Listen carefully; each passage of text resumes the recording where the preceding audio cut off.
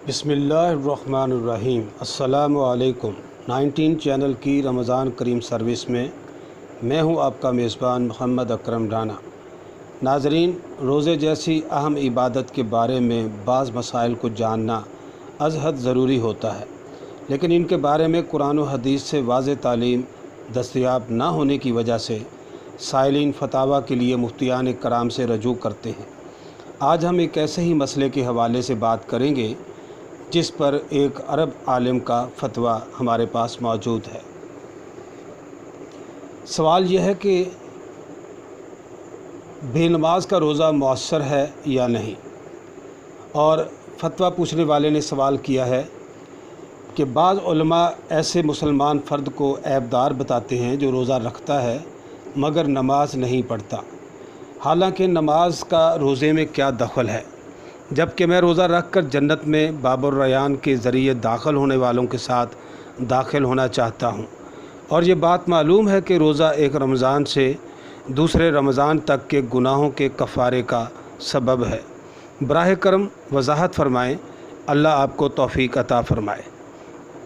मुफ्ती साहब ने इसका जवाब ये दिया है कि वो लोग जो आप पर नमाज ना पढ़ने और रोज़ा रखने के बायस गिरफ्त करते हैं हक़ पर हैं, और ये इसलिए है कि नमाज दीन का सतून है और इस्लाम इसके बग़ैर कायम नहीं होता, और नमाज को कसदन छोड़ने वाला शख्स काफ़िर है और दीन इस्लाम से खारिज है।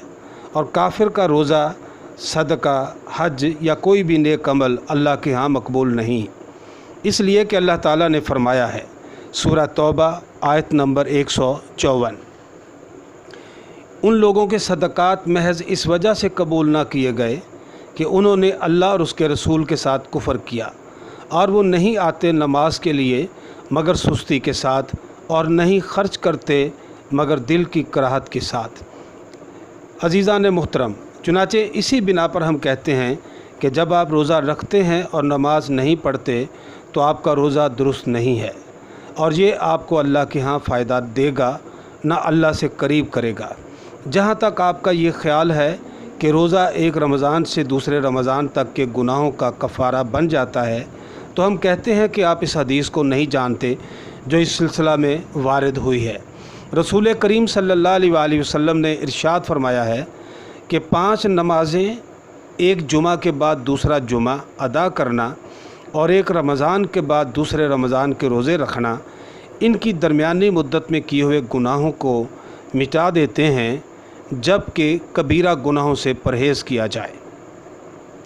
रसूलुल्लाह सल्लल्लाहु अलैहि वसल्लम ने एक रमज़ान से दूसरे रमज़ान तक के गुनाहों के मिटने को इस चीज़ से मशरूत किया है कि इस दौरान आदमी कबीरा गुनाहों से बाज रहे, मगर जब आप रोज़ा रखते हैं और नमाज नहीं पढ़ते तो आप कबीरा गुनाहों से नहीं बच रहे। आप गौर करें कि नमाज छोड़ने से बढ़कर कौन सा कबीरा गुनाह है, बल्कि नमाज छोड़ना तो ऐन कुफ्र है। तो ये कैसे मुमकिन है कि रोज़ा आपके गुनाहों का कफ़ारा बन सके। चुनाचे हम कहते हैं कि नमाज छोड़ना कुफ्र है और आपका रोज़ा कबूल नहीं है। ऐ मेरे भाई, तुम पर लाज़म है कि तुम अल्लाह की तरफ रजू करो, सच्ची तौबा करो, और वो नमाज जो अल्लाह ने तुम पर फ़र्ज़ की है उसकी अदायगी का एहतमाम करो, फिर इसके बाद रोज़ा रखो। इसीलिए जब नबी अकरम सल्लल्लाहु अलैहि वसल्लम सैयदना मुआज़ बिन जबल को यमन का गवर्नर बनाकर भेजने लगे तो उनसे फ़रमाया, सबसे पहले लोगों को तौहीद और मेरी रसालत के इकरार की दावत देना। अगर वो उसको कबूल कर लें तो उनको बताना कि अल्लाह ने उन पर हर दिन और रात में 5 नमाज़ें फ़र्ज़ की हैं। इस तरह आपने कलमा शहादत के बाद नमाज को रखा, फिर इसके बाद ज़कात का ज़िक्र फरमाया। वमा अलैना इल्लल बलागुल मुबीन व आखिरु दावाना अनिल हम्दुलिल्लाहि रब्बिल आलमीन।